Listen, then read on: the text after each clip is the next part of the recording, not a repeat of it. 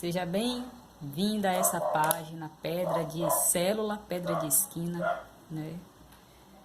E que a graça e a paz do nosso Senhor Jesus Cristo esteja com todos vocês, amém?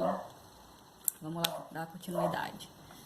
E o tema hoje é convertendo o Pedro que existe em nós, amém? Abra a palavra do Senhor lá em Lucas, capítulo 22, versículo 31 ao 34, amém?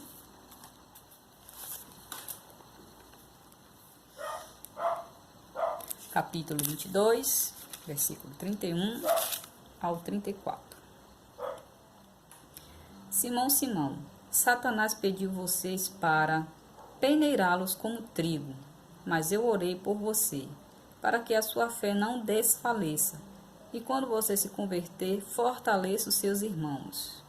Mas ele respondeu: estou pronto para ir contigo para a prisão e para a morte. Respondeu Jesus: eu lhe digo, Pedro, que antes que o galo cante hoje, 3 vezes você negará que me conhece. Amém. Glória a Deus. Palavra forte, né? E aí uma palavra que cai para nós, para todos nós, independente de quem é crente, quem não é crente, né? Mas a partir do momento que quem busca a palavra, quem está se esforçando em buscar a palavra, vai entender que é uma palavra que toca demais para quem está querendo se alinhar com Deus, né? E assim, tem aí dois pontos, né? Que a gente deve analisar, que é convertendo o Pedro que existe em nós, né? Dentro de cada um de nós existe um Pedro que vive seus altos e baixos, seus momentos de coragem e medo, e de força e fraqueza. Precisamos converter esse Pedrinho que existe em nós num Pedro forte, corajoso e cheio de fé, como foi o apóstolo Pedro. E o segundo ponto é convertendo a nossa fraqueza em força, né? Sabemos que Pedro negou a Cristo da forma como foi profetizada. Pedro não conseguiu vencer a sua fraqueza, nem mesmo converter a sua fraqueza em força, e mesmo tendo sido avisado antecipadamente, caiu na cilada do diabo.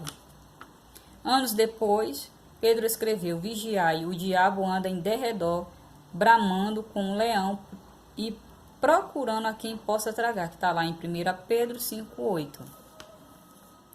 Aí a pergunta que faço: quais são as suas maiores fraquezas que precisam ser convertidas, mudadas, transformadas em força para que você possa ser fiel a Jesus?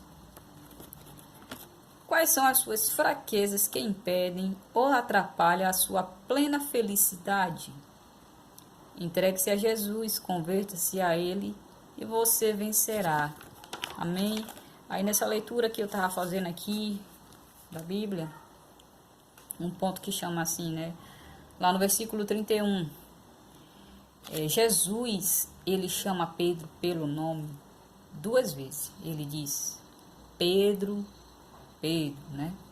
Esse chamar pelo nome é que nem criança, quando a criança ela é teimosa, né? Uma criança teimosa e quer que a criança você quer que a criança veja e ouça perfeitamente no que a gente diz, né?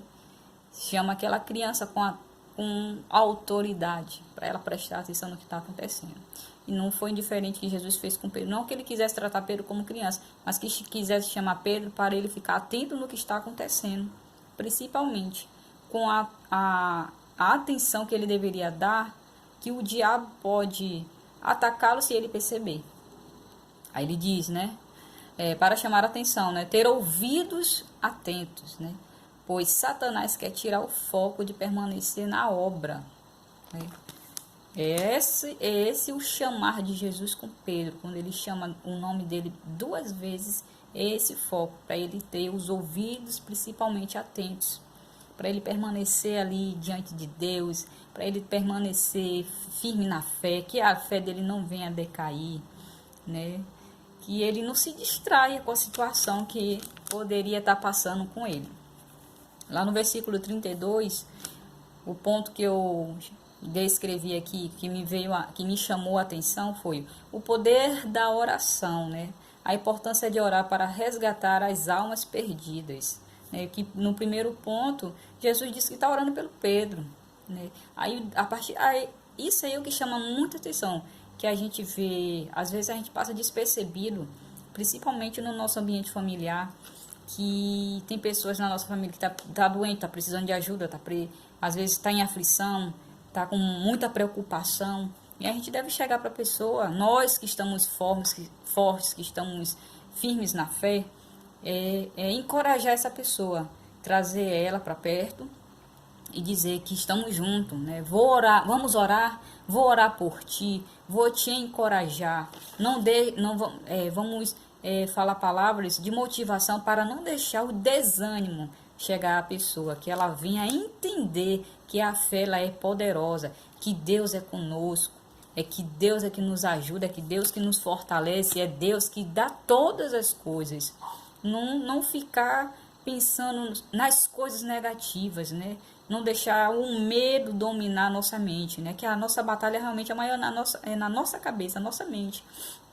Essa guerra deve ser quebrada. A gente tem que sempre colocar Deus acima, porque é Deus que dá todas as coisas, né? E no segundo parágrafo lá diz assim, que eu descrevi, né? Depois de salvar, continuar a mesma obra. A partir do momento que a gente fortaleceu aquela pessoa, que ela se sentiu encorajada, que ela sentiu o ânimo, que ela foi fortalecida, qual a obrigação dela depois da gente salvar? Que ela possa fazer isso com outras pessoas. Então, a partir do momento que eu tive o meu momento de fraqueza, eu recebi uma força, eu recebi um renovo, o meu irmão me ajudou, meu irmão orou por mim, o meu irmão me salvou. Não é questão que foi ele, e sim o Espírito Santo que foi usado por ele para me salvar. Ele se deixou, ele se entregou e ele veio me salvar. Então, a gente tem que estar aí, atentos nisso, com o coração aberto, né? Para podermos ter sentir essa paz, esse lado interior que é da gente, que vem a ser transformado. Então, a partir do momento que eu senti isso, essa libertação, é uma libertação. Aí eu vejo o meu próximo nessa situação, então eu tenho que salvar o meu próximo da mesma forma como o meu irmão me salvou. Ou até, né, fazendo coisas inesperadas que venham surpreender a nós mesmos, né? Que quem diria que somos capazes, não de nós, e sim o poder do Espírito Santo agir na gente, que primeiramente a gente tem que deixar o coração aberto para poder o Espírito Santo agir e a gente ser esse meio de comunicação para o próximo. Amém? Lá no versículo 33, eu coloquei, né? Eu descrevi como entendimento. O resgate é ter convicção do que quer, né? Falar, no caso a gente está falou aquilo que veio de um entendimento e colocar em prática, né? A gente tá, esse ponto que eu disse, né? Que a gente viu, que a gente recebeu do irmão e a gente tem que passar para o próximo. Se a gente recebe e entende, a gente deve passar para o próximo. É o chamado também reconhecer a identidade que há em nós, né? Se a gente reconhece que foi Jesus Cristo que nos salvou, que é Jesus Cristo que faz todas essas coisas, que ele deu um grande amigo que é o Espírito Santo, então a gente deve trabalhar unidos, alinhados e sempre ajudar os outros. Amém? No 34, né? Foi orientado por Jesus que existe uma fraqueza, né? Ele falou os sinais, e todos os sinais tem todos os sinais até hoje na Bíblia, né? A gente tem que ficar atento, né, nesses sinais. A partir do momento que a gente está lendo a palavra de Deus, né, aí a gente tem que ficar focado na leitura, a gente tem que prestar atenção, a gente tem que conversar muito com Deus, né? Às vezes a gente fica procurando, vou citar um exemplo de sonhos, né? Às vezes a gente fica querendo que alguém decifre os nossos sonhos e não é. Isso é uma intimidade que a gente deve ter com Deus. E a partir do momento também, quando a gente lê a palavra, que a gente fica procurando Hoje em dia a gente ouve assim, né? Ah, o fim do mundo já tá próximo, né? E quem lê a palavra vai ver que todos os sinais do fim do mundo está lá, né? O fim está próximo, tá tudo lá. Agora sim, lá não tem dizendo, pelo menos eu já li e não vi qual é o dia, qual é a hora, quando vai ser. Não tem isso. Tem os sinais, que tem muitos sinais que está acontecendo nos dias de hoje.